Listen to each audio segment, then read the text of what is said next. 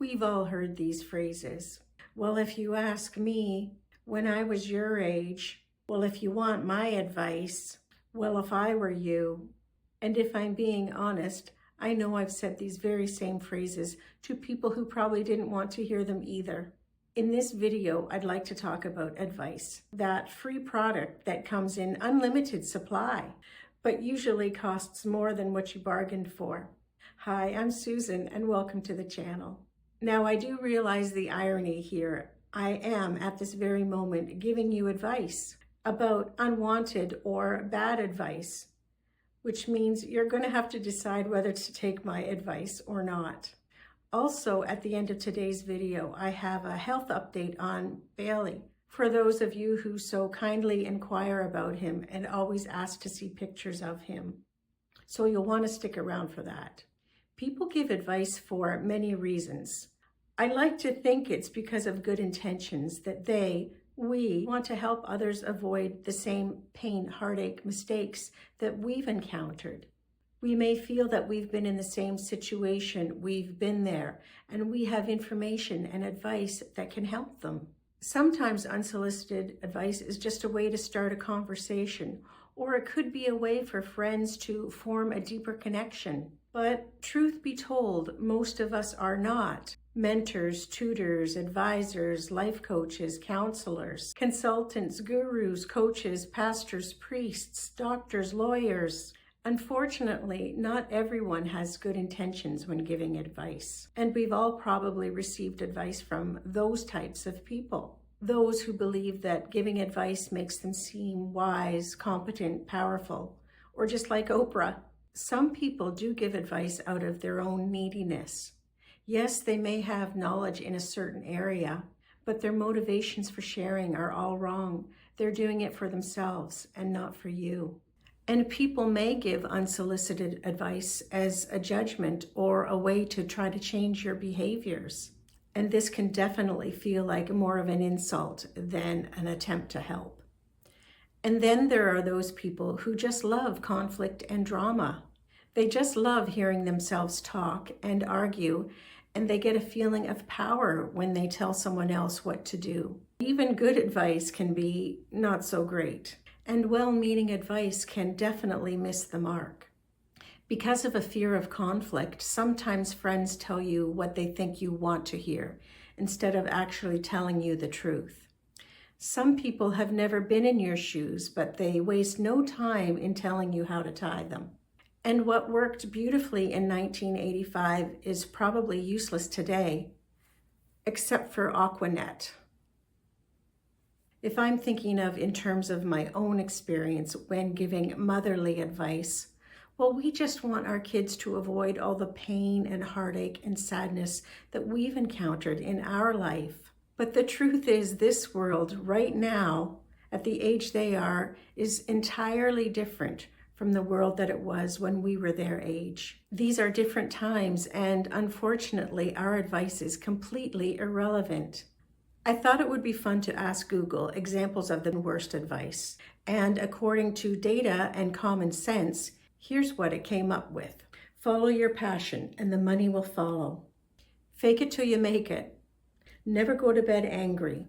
Actually, sometimes you probably need to sleep before you have that conversation. If you love what you do, you'll never work a day in your life. You'll still work, you just might cry less about it. Just be yourself. Which version? The one before coffee or after? So those were according to Google. Here's my list. Everything will be okay. I apologize to everyone to whom I've ever said this, especially my kids. Sorry? Get over it. Okay, I've never said that. Listen to your heart. Calm down. One more fill in the blank won't hurt you. Calories don't count when you're alone, or standing, or driving. Okay, you let me know in the comments what your worst advice that you've ever given or received is. I'd love to hear. Who not to take advice from? Anyone living a life that you don't want. If they're not going or not already at where you'd like to be, in the way that you'd like to get there, don't take advice from them. But here's the important distinction. This doesn't mean that you can't take instruction from them. Instruction is about knowledge, skills, facts, truth. Advice is opinion layered over that knowledge, wrapped in personal bias. You can learn carpentry from a cranky hermit without taking lifestyle tips from him. People who always have drama or who are constantly putting out fires. Chronic quitters. If someone bails on every goal, plan, or hobby, it's probably not a good idea to take "you should" advice from them.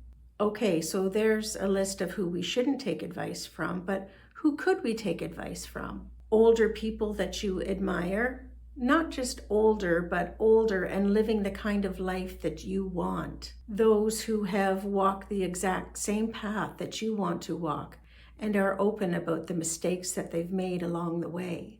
And people with a proven track record in wisdom in that specific area. Not wise about everything, just the thing that you care about right now. So how do we politely or not so politely decline unwanted advice?